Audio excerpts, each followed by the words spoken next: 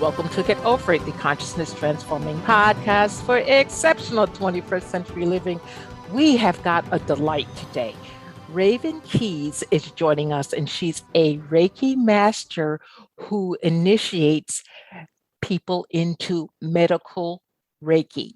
She's written her second book, which is Medical Reiki, a groundbreaking approach to using energy medicine for challenging treatments. And with COVID out here, folks, you know you need some challenging work to be done because allopathic medicine hasn't figured it out. But it's important to incorporate, different things. So we're going to talk about that and a whole lot more. But I know you're going to love this show. So all you Reiki masters, pay close attention. Any Reiki students, pay close attention. And if you're listening to this and you know a Reiki person, have them listen because this is truly going to benefit them. Now, the information shared on Get Over It uses intuitive and pragmatic insight to help you shift your consciousness to break through blocks and release energy that is no longer needed. Yes, we're going to help you let go of the BS that is holding you back. But you guys know I always ask that question, are you truly ready to? And by the way, folks, BS is belief system. Now, a bit about me for my new listeners, intuitive since birth. I'm a third generation intuitive with over 3 decades of experience supporting people to break through the blocks along their path. I'm a strategist for personal and professional transformation, revealing cutting-edge information that enables you to prosper and thrive. I spent 25 successful years in corporate America as an executive sales professional, and I am the founder of Healing Visions Ministries and the Northern California Children's Education Network, a 501c3 nonprofit. I provide consultations and healings in all areas of life that heal the mind-body-spirit connection, allowing you to live your very best life. My clients tell me that I keep it real while providing them with accurate information to assist them along their journey as a spirit living a human existence. But they also say, if you really don't want to know, don't ask Monique. My background includes a doctorate in metaphysics, Reiki master teacher, ordained minister, and clinical hypnotherapist. So whether you are stressed, depressed, or possessed, I can help. To find out more about me and the services I offer, go to my website, and that's MoniqueChapman.com. And I invite you to like me on Facebook and follow me on Twitter and LinkedIn. My guest today, Raven Keys, is an international recognized Reiki master who has worked with surgeons and other health professionals for many years. She's the author of the award-winning book, The Healing Power of Reiki, and the founder of Raven Keys Medical Reiki International. Raven was also named Best Reiki Master in New York City by New York Magazine. She has worked with Dr. Mehmet Oz, and she is currently working with cancer surgeon Dr. Sheldon Mark Feldman. And he is in the Chief Division of Breast Surgery, and he's a breast surgical oncologist. And she is teaching her wonderful information all around the world. So you can check her out at her website, and that is RavenKeysMedicalReiki.com. All one word. Again, Raven Keys, Keyes, medicalreiki.com. Welcome, Raven. Thank you for inviting me on, Monique. I'm very excited to spend this time with you. I am so excited too. It's always nice to talk to another Reiki master, and dig in deep. Now, my audience is pretty advanced, so they know what Reiki is. So we're not going to even go there. Okay, we're going to step it up a level. Why is medical Reiki different from regular Reiki, or is it? Actually, it's the same Reiki that we all practice across the globe. It has, there are different lineages that are that have the word Reiki connected to them, but we all know that Reiki is just a generic word that means in everything. But medical Reiki is really more of a protocol. It's not a different Reiki. In the practice, an operating room to be so that the patient is receiving Reiki and the practitioner who is trained to be there becomes part of the surgical team. And because there's a protocol, it's all written down. There's so many support papers all behind it. It's becoming more and more prominent for these medical Reiki masters to be included in things. So, and then Medical Reiki is also a training that I offer. So if a person can get in touch with my team through my website, if they want to have a medical Reiki master for their surgery, their chemotherapy, for they find themselves in medically, that's a possibility. It's just so easy to do because there's a contact form that you can fill out on the website and then order somebody up. We have people all over the world, so there's not really any issues with that.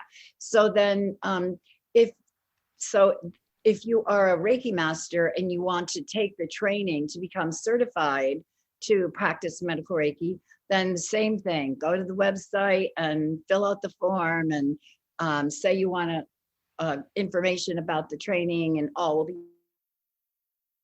taken care of from there. Doctor, and you check the credentials to make sure that anybody that's trying to come into your operating room or work with your patient, you can also do the same thing, get in touch with us through the website, and we can confirm people's credentials. Okay, great. Now, what is the origin of medical Reiki? Well, it started when I never intended to work in medicine at all. It was nothing I ever wanted to do, because I really don't like hospitals, and I'm squeamish, and I don't like the sight of blood. I don't know why. I just feel like I was chosen for this profession because maybe in a way, if I can do it, anybody can do it, with my foibles about being in hospital, whatever. And so the reason that I went in the first place was because I had a client. I loved her so much, and she was getting open heart surgery, and she asked me if I would go to surgery with her because it was kind of known. There was an article in the New York Times about Mehmet Oz, Dr. Oz, the heart surgeon, and that he was allowing healers to come into his operating room. So she asked me, would I go? And I said no. But then it was, I couldn't imagine myself doing it. But then we were about to have a Reiki session. So we started the Reiki session, and during this session, my spiritual guide, which is the Archangel Gabriel, came and said, you have to say yes to her. A lot needs to happen from this. So tell her at the end of the session that you'll do it, and give her your resume, which to me was hilarious because I had just written it the day before. It was like really? Just really? in time. So I just followed. Yes, really, just in time. So that's exactly what happened. And then she was interviewing surgeons, and Oz was tomorrow. So, after our session. So I was teaching meditation all over New York City in a system called Equinox Fitness. I think you have that out there in the Bay Area. But anyway, So I had every kind of student, and one of my students was an anesthesia doctor. So after class, I said, doctor, you think that, I have a client, and she's getting open heart surgery with Oz. And, she asked if I would go do Reiki for her during surgery. Do you think that? He goes, no, it's never going to happen. It's not done. And then 5 minutes later, the phone rang, and it was her. And she was like, Dr. Oz said yes. All he wanted to see was your resume. And I had it right there in my pocketbook. And so the rest is history, really, in a way. Because then I went to her surgery. Then, because I was there, I was put on a list. Dr. Oz asked me to join a research team that he was running for all these different modalities and investigations with all these scientists and, research doctors.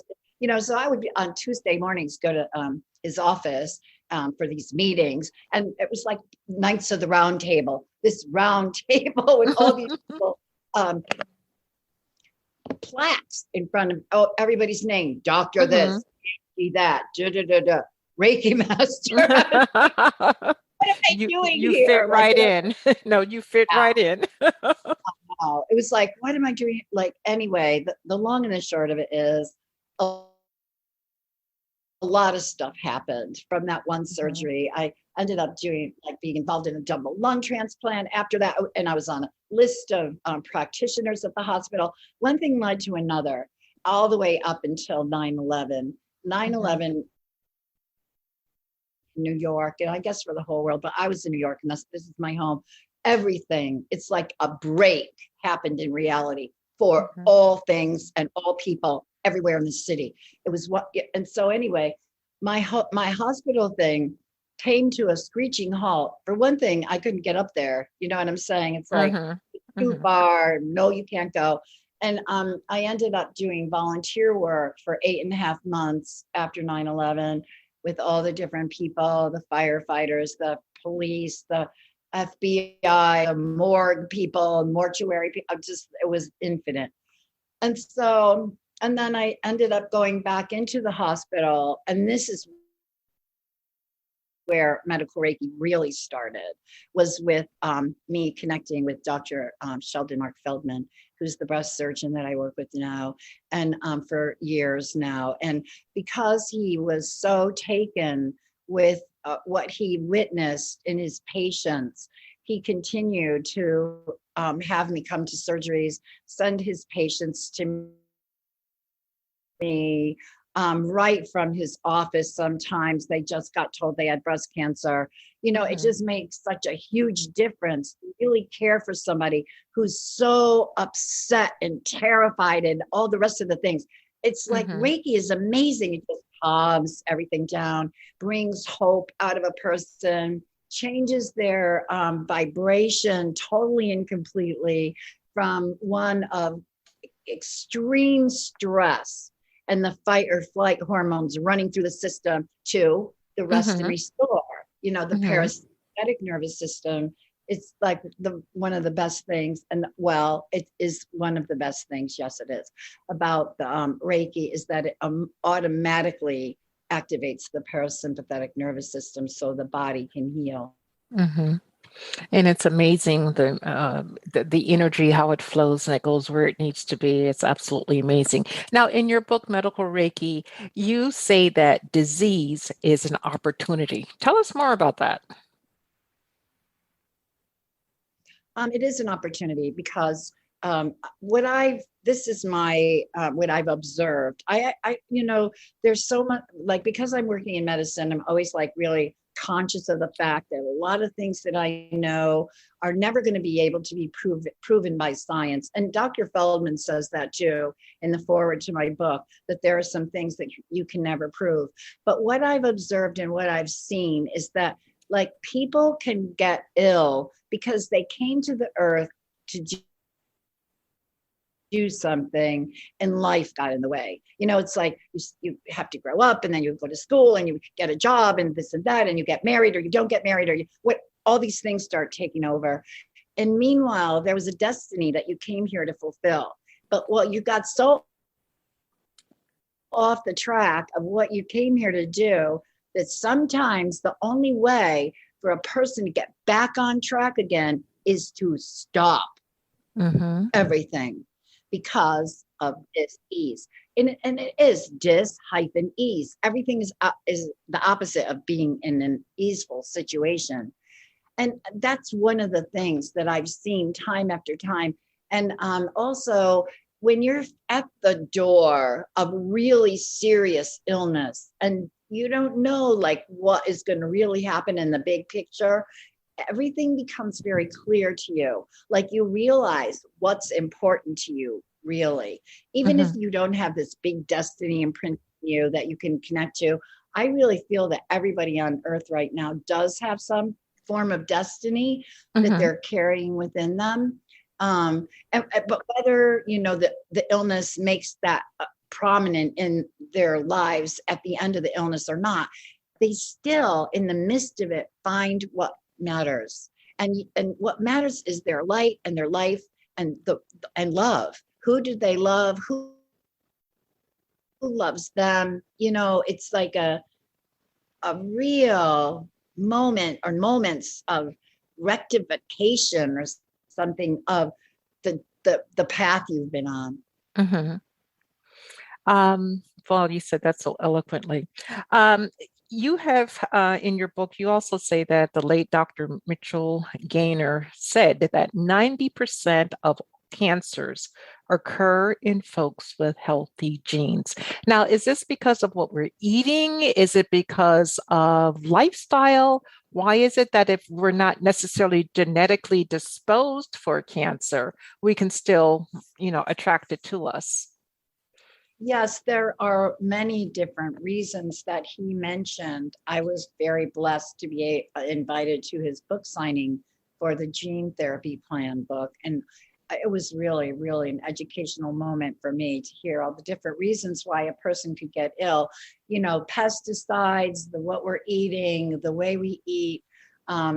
Yeah. And so his book is really, there are a lot of recipes in there, and presenting health as medicine, and taking a different look at things, or making it so that you don't get sick in the first place. That's what the whole book is about. So he says, like, even if you have the BRCA gene or whatever, you can override it with taking these steps in your daily life, to change what you eat and eat organic or whatever you can do. And but then in the big picture, it's really known scientifically that stress is the number one cause of disease. And we have so much stress that it's unbelievable. I mean, 24-hour news. We've been in the middle of a pandemic. All of us have suffered different various degrees of sorrow and anxiety and everything else for a year and a half now. And before that, it's like, look at all the stress there is in the world. The planet's like disintegrating, everything's on fire. It's like way, a lot of stuff to handle. And so that causes all those fight or flight hormones to be racing around the body, and they break down the healing systems, and disease can just step in. And so it's really funny because, Mikao Usui taught that, well, this is something I received in my training from my Reiki master teacher. It was that disease comes into the spiritual body first, and then it works its way down physical. Oh yeah, like if you're stressed out of your mind, that is a spiritual assault on you. It is. And then the whole concept that, listen, like, we're at a time right now where we have to really shift as the human race. And I feel like a lot of the work that we are doing as practitioners and patients are doing as patients is we're clearing up all the epigenetic change that we carry from our ancestors, because our ancestors have been, beaten, put in prison. They've been, burned at stakes. We somewhere in our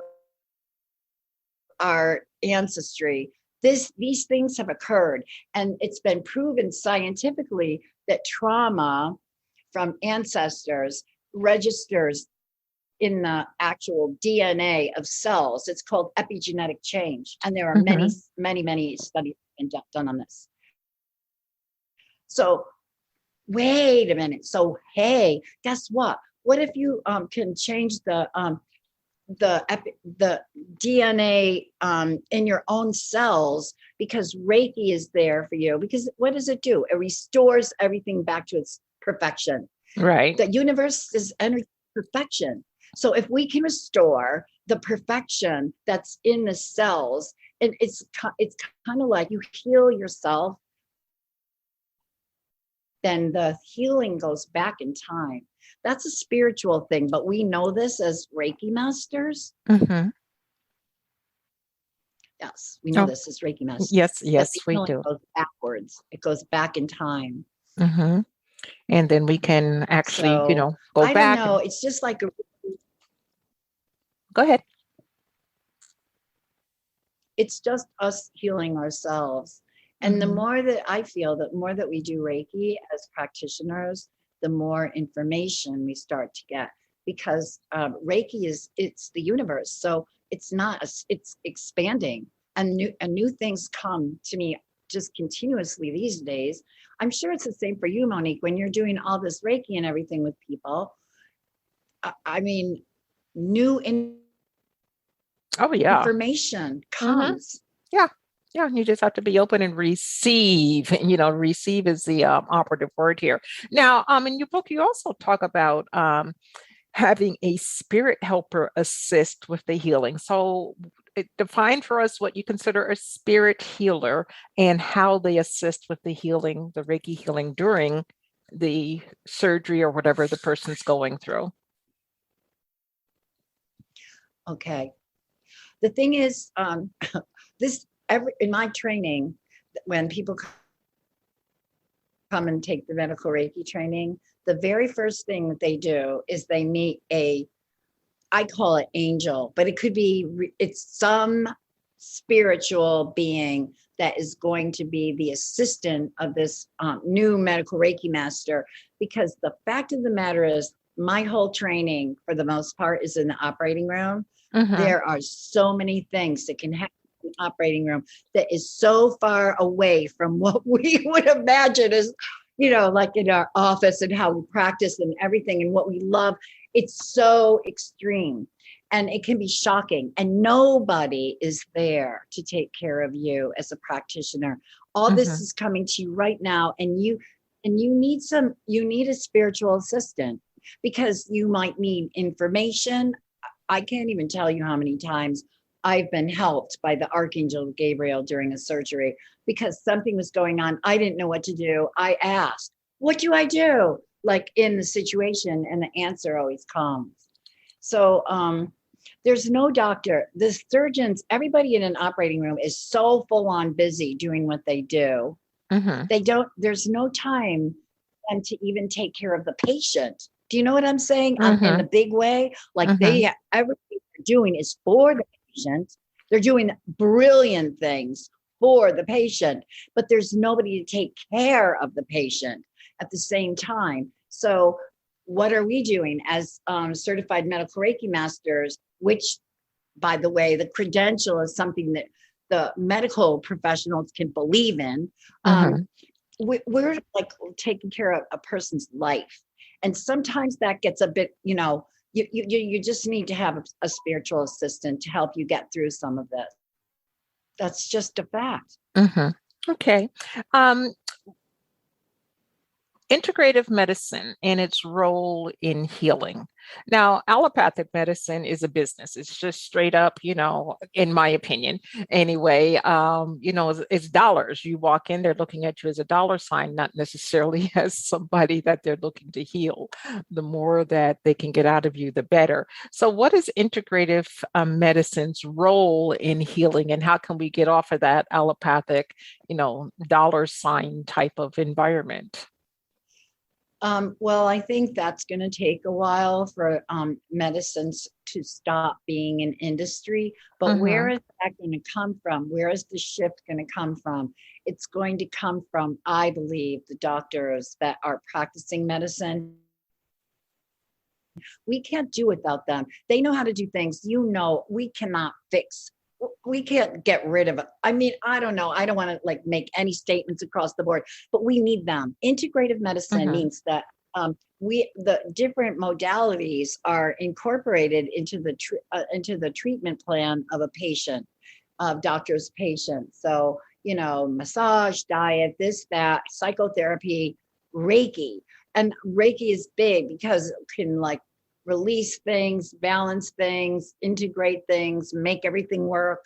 It's kind of like a overall wondrous thing to add. So Mm-hmm. the angels want that to happen. Okay, so I also know from conversation with doctors that I know that the new medical students, I know professors who teach in medical schools, and I'm Mm-hmm. hearing that I'm hearing that the students that are coming now are really open to other ways, not just what they're being taught, in medical Mm-hmm. school and the traditional training that they've always received.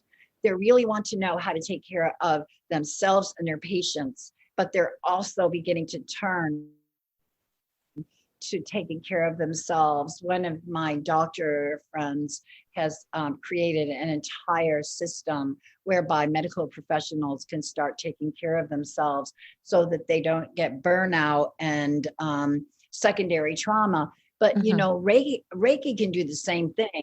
Like, in my opinion, all these medical people should be getting Reiki at least 20 minutes a week, you know, like it would make a world of difference. Even if just get 20 minutes a week. Yeah. So we need to like really, I want to expand what I'm doing, like from training people, and that's got to continue. There are so many people that are ill all over the world, and it's almost like we can't get enough medical Reiki masters ready to go, you know, because it's a crisis. Well, you know, it's like a crisis situation. And so, you know, go ahead. Well, you mentioned the certifications and the medical Reiki master in the operating room. How does all of that go along with HIPAA compliancy? I'm sorry, I didn't understand your question. Okay, you mentioned that you're certifying people to be a medical Reiki master or a Reiki person. How does that comply with HIPAA certification? Because HIPAA, there's certain rules and regs in the medical community that you have to abide by. So is there training when you're going through the certification process for HIPAA? Or is it?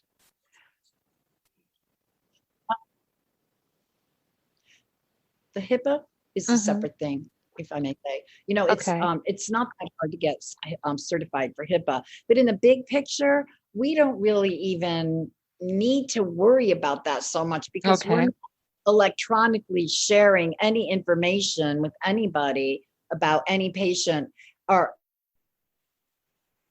any client, rather. And in a lot of ways, the integrity under which we operate concerning permissions and all that, it actually even exceeds what HIPAA would ask of us. But because it's sacred, like it's not about privacy and legal things. For us to know somebody's life and what's going on with them, it's sacred information that must be kept secret.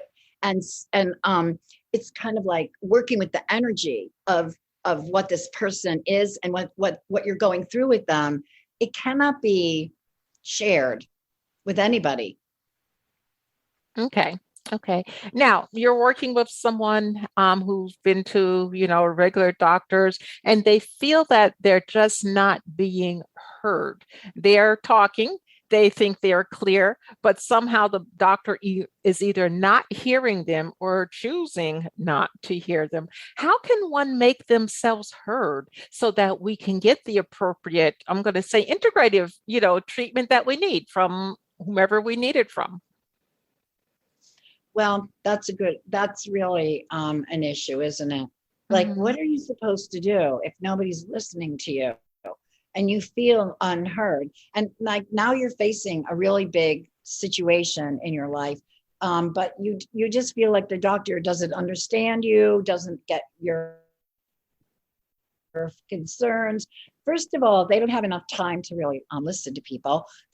For the most part, it's like beat the clock. They have so many patients they have to see in a day. Then they have all these surgeries lined up if they're surgeons on specific days. So there's that. Then there's the fact that, if you're like a cancer doctor, all you do is tell people they have cancer, and then they break down. They're crying in your office, whatever it is. How much can you take? It's like, after a while, just to protect yourself as things stand now, you can't take it in anymore. It's like there's no more room for anything. And yet they're human beings before they're doctors. You know what I mean? It's like tricky. It's like a real weird place for medical people to be. If they're really compassionate doctors, they have to be so careful So maybe they're not listening because they can't afford to listen, because maybe they're just at the limit of what they can take today. I mean, it's a really big deal. It's why all doctors should be getting Reiki, so they can release some of this stuff that they're carrying around. But anyway, so one thing that you can do, if you have the time, you can go to a different doctor. And after a while, if like hospitals, how do they make the most money? In surgery. That all those doctors who are surgeons, they're making the hospital the most amount of money with these surgeries. So if people start making it known, I'm sorry, I'm not going to go to your hospital and I'm not going to use you. I'm going to a different hospital with a different surgeon or doctor who will allow me to have what I want. It's a whole other thing. And besides, it's going to start affecting the bottom line. And another thing is, like right now, nobody, like insurance is not paying for this. So, people figure out ways to pay a medical Reiki master. If they don't have the funds themselves, people figure it out if that's what they really want. But why are they caring? We all have our own liability insurance. We follow all the rules. We have a protocol. We know what to do. And they don't have to pay for us, So it's like, what's the issue? Right. Yeah. Okay. Now, when we go to your website, RavenKeysMedicalReiki.com, what are we going to find there? There's explanations of everything. What medical Reiki is for a patient, what they might be looking for. There are videos there. There are testimonials there. There are the list of upcoming trainings, including regular Reiki 1, Reiki 2, Reiki Master Teacher. We have all kinds of things going on. So it's really like an informational thing. And people love the videos. They're really cool videos. And some of them are like radio shows, and just the people can educate themselves about what's what in this whole realm. Yeah. Okay. Well, great. Our time, Raven, is up. I am so glad that you were here with us today. Why don't you give us one pearl of wisdom regarding medical Reiki before you go? You are the most important person that you will ever know. And medical Reiki, brought to you when you're in a health crisis, reminds your entire system of that very fact. It reminds you of your own divinity. You are a divine being and you are a blessing to this world. And medical Reiki helps you to remember that and enables you to carry on as a divine being as you regain your health. Wonderful, beautifully said. Raven, thank you for being the guest today. I truly appreciate it. And to the audience, thank you for joining us. I'm truly honored and I appreciate your time and attention. And remember, the most important choice that you can make is what you choose to make important. Consider making the masterful choice of medical Reiki. Abundant blessings, light, love to all. Agape.